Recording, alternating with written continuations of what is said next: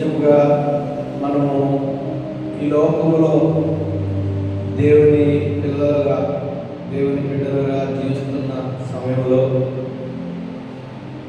మనకి అనేకమైన పరిస్థితులు, అననుకూలమైన పరిస్థితులు ఈ లోకంలో ఎదురైనప్పుడు దేవుణ్ణి నమ్ముకున్న వారిగా, దేవుణ్ణి వెంబడిస్తున్న వారిగా నిజంగా మనం ఆలోచన చేసుకోగలిగితే మరి ఈ లోకంలో నీతిమంతులుగా, దేవుణ్ణి అంగీకరించిన వారిగా మనము ప్రయాణం చేస్తున్న సందర్భాలు జ్ఞాపకం చేసుకోగలిగితే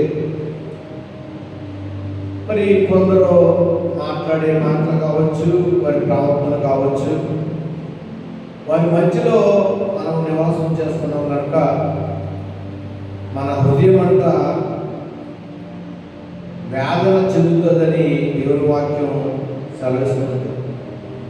అది ఎవరి హృదయం ఏంటంటే నీతి గల తన సేవకుడైతే వారి హృదయము నొచ్చుకుంటుందని దేవుని వాక్యం మనకు తెలియజేస్తుంది.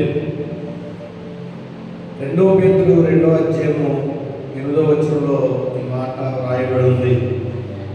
నిజంగా లోతు గారి గురించి దేవుడు రాయించిన మాట చాలా అమూల్యమైనది.